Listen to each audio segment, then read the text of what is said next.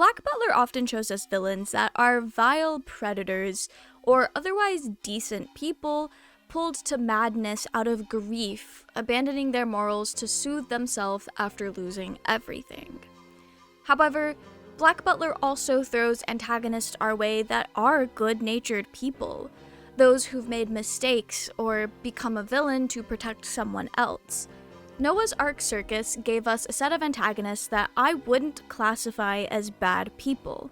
Good people can be manipulated, and good people can do bad things. I believe the character that really embodies how I feel about the circus at large is Joker, the ringleader, the one who seems to call the shots, and the one we see be controlled by the real monster of the circus arc.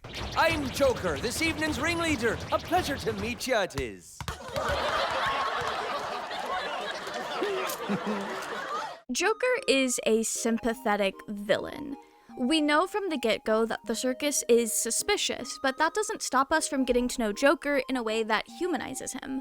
We see his joy, we see him thrive at being a ringmaster, and we see his bonds with the other circus members, most notably the first string members. And Yana Toboso even goes out of her way to make side chapters, little promo chapters that showcase just how human the circus members are, how decent they are.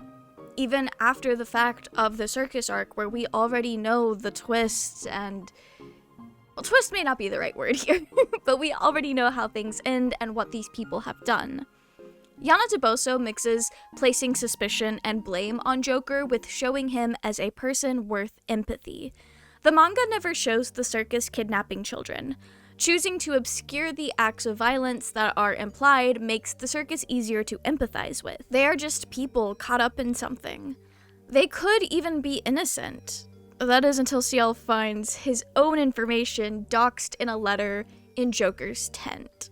However, the anime and musical both choose to show Joker and the other first strings, minus Snake, kidnapping children, but it's done in a fantastical way, luring children in with the magic of their performance, providing a fantasy to escape into, leaving the violence for the police who seek to bring them down. In a way, you could kind of say it's self-defense, even though it's not. Kidnapping is bad, yeah, but the way it's portrayed in the adaptations lessens the blow. These people aren't being overtly malicious, and we learn later all the violence and malice are actually perpetrated by Baron Kelvin and the Doctor. But back to Joker. How can I say with my full chest that he is a good person despite all that he has done? Someplace over the hills and far away. Huh? You know we cannot do that. Black Butler likes to spend much of its time exploring morally gray stories, taking traumatic experiences and twisting the characters into impossible situations until they break, or make a choice that is best described as a crime of passion or a decision not made in sound mind. Joker is another one of these characters that explore the gray areas of morality through obligations, loyalty, and obscuration. Joker and the rest of the first stringers grew up in abject poverty, left on the streets because of their disabilities. They scrounged up what they could to survive, but that's no way to live. One day, a kind man took them in, gave them a place to live, food to eat, clothes to wear, and most importantly, he gave them a future. This one act of kindness puts Joker indebted to Baron Kelvin forever, in his mind at least. Kelvin gave him a life, and in turn, Joker will do anything this man asks of him, even if it goes against his own morals. The portrayal of Joker in the musical specifically best shows this inner conflict.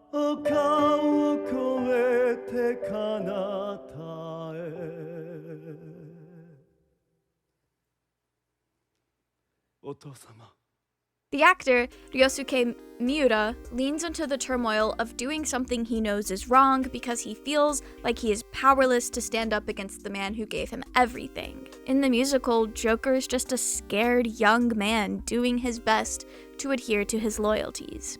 He does what he can to protect his family. He bears the brunt of the monster Baron Kelvin has become because that's his father. Because that man is the very reason he is able to run the circus. because he believes he has more orphan siblings in a workhouse that Kelvin funds, and everything he does will somehow benefit these people that he cares about, will keep Kelvin satisfied, will repay his gratitude and his debts. But he's in over his head. He's scared to stand up to Kelvin. He's scared of the monster that he has become for Kelvin. Joker tries to mitigate harm where he can, but he is powerless against Baron Kelvin and his whims. This is just one interpretation of Joker's character, but it's one that I find deeply compelling. In the manga, Joker is more stoic, but still finds what Baron Kelvin asks of him repulsive. Yet he follows orders anyway. We still see this inner conflict with his morals, but he's not as outwardly pathetic. I do think the more wet cat portrayal of Joker is tapping into what the character would be feeling internally in the manga. He's shown to talk back to Baron Kelvin, trying to stand up and protect others, but backing down and being put in his place. In the manga, he is in fact shown to be powerless, or at the very least, feeling powerless. When we look at Joker and Kelvin, we see a young man who is mostly physically capable of many things, and an older man wrapped in bandages and confined to a wheelchair. Joker is physically stronger than Baron Kelvin in the present of the manga. But Kelvin holds more social and financial power. He holds emotional power. He's an authority figure in Joker's life, a gift from God, an angel who lifted Joker and the others off the streets where they likely would have died very young. Joker doesn't see the physical power he can hold over Kelvin. Instead, he uses his physical power to protect the man that is his father, and he's focused on the ways that Kelvin can manipulate his own behavior. Whether Kelvin realizes it or not, he is, in fact, abusing Joker's loyalty. And in Kelvin's quest to become a beautiful doll worthy of Vincent Phantomhive's attention, Kelvin does become abusive towards Joker, using his position and the idea of the others in the workhouse against Joker to push him into doing Kelvin's dirty work. And we know it's just him using Joker and manipulating him because at the end of the arc, we learn that the workhouse that all of these precious siblings were in had been defunct for years. Joker believed that he had fellow orphan siblings being helped by Kelvin, but instead it seems likely they were the first to be sacrificed for the doctor to make prosthetics out of human bone. It's never directly stated, but Sebastian's like, I think this is what happened, and that's probably Yana Tobosa's way of telling us, yeah girl, that's what happened. This does set Joker up to be somewhat of a villain while still being a good person at heart. He believes he's kidnapping children to protect those that he cares about. He believes that he's doing what's best for his family. And the guilt eats him alive. And honestly, you could argue the fact that he feels guilt at all is a huge point in him having a good heart still, some goodness to his core. We feel guilty when we know we've done something wrong. We feel guilty when we betray ourselves, hurt others, and go against what we know is right. Kelvin feels no guilt over any of this. Honestly, Kelvin contrasts Joker very well.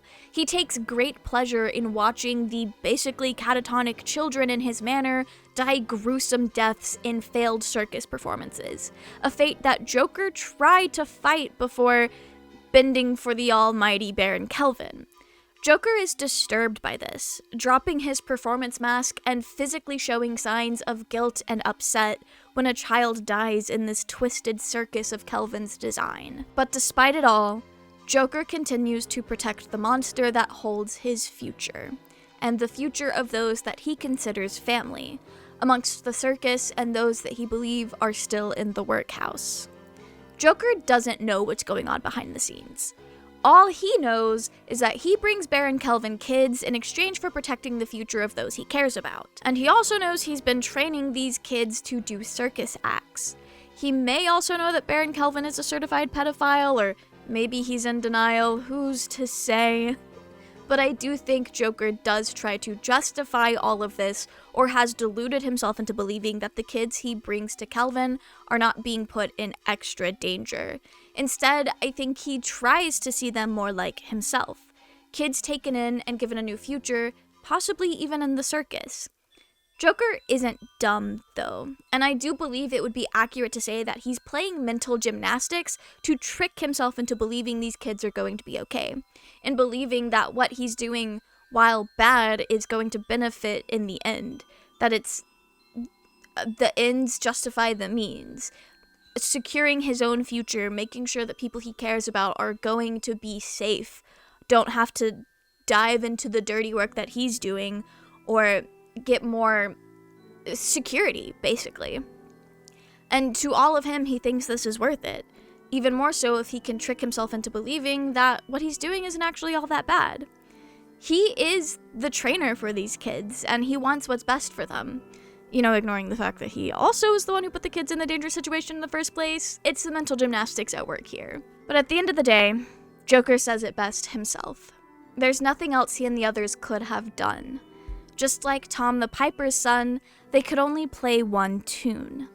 Maybe things would have been different if they were born somewhere else, born without their physical disabilities. If he had been born with both of his hands, he wouldn't have turned out like this. He would have had more options, more of a future that wasn't as dependent on the monster he calls father. He could have chosen differently. Joker truly believes that he had no choice. He had no agency in all of this. And I think that is a point to his character that you need to keep in mind when thinking about his moral code or how good of a person he is. Because even the best person in the world may still fall to shadier things or making mistakes or doing something bad if they truly felt they had no choice. Joker as a character works because we see the ways that he is manipulated and left in the dark, and we can fill in the gaps on how he has justified his actions to make the guilt more bearable. And we see that when he learns of the horrific truths that were hidden from him, he's repulsed, disgusted, and he hates what he has taken part in. He would have found a way to choose differently if he had known what was happening to the children. He didn't know that these kids were being harvested for materials to make the very prosthetics that gave him a life. This goes against his morals in a way that he cannot justify. This is the moment where his guilt catches up with him, and he throws up, utterly disgusted with the reality of the situation. Joker was a man who was born with nothing, given the world, and then puppeted by a monster who he felt he owed everything to. He's a man with a good heart that was used against him. He felt responsible for those he cared about, his big heart leading him down a horrible path to please a monster. Joker is sympathetic because we see exactly how he ended up in this situation, and we see the ways in which he is rendered powerless against the real villains in the story. Despite doing awful things, I do believe Joker is a good person at his core. We see his kindness in how he interacts with his circus siblings. We see his heart in the ways that he takes to rearing the new members of the circus, doing what he can to give them a new life outside of the one he believes they're trying to escape. We see his kindness in the way that he does interact with the children he's kidnapping, in the ways that he tries to step in and mitigate harm wherever he feels that he can. Joker means well, even if he ends up doing more harm than good. Anyway, thanks for listening to my latest installment of I Can and Will Become an Apologist for Criminal Anime Characters That I Adore. Although I do believe most Black Butler fans are apologists for the circus troupe because Joker and the others were absolutely done dirty. Doomed by the narrative and doomed by the monster that is, in fact, Baron Kelvin. I've been thinking a lot about Joker lately and the ways that he is objectively in the wrong, but at the same time we can still see the goodness in his heart, and I do think that's really fascinating. I don't think I've said anything particularly groundbreaking or new in this video, but I wanted to yap about Joker in a format that doesn't require people to go watch my extremely long-winded circus arc deep dive video. So here it is. I might do more character analysis, bite-sized character analysis of Black Butler characters in the future. Who's to say? I probably will. I do like doing character analysis. But anyway, that is it for me. Thank you guys so much for watching this video, and I will catch you in the next one. Goodbye!